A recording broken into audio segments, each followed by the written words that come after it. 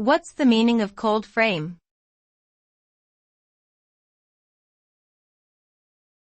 Cold frame.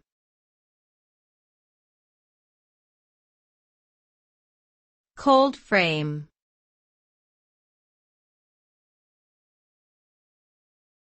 Cold frame.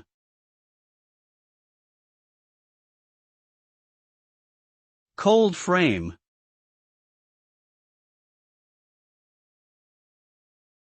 A cold frame is a type of gardening device designed to extend the growing season for plants. It is typically a box or low structure with a clear top made of glass, plastic, or other transparent materials. The transparent top allows sunlight to enter and traps heat, creating a warm and protected environment that is ideal for growing plants in cooler weather.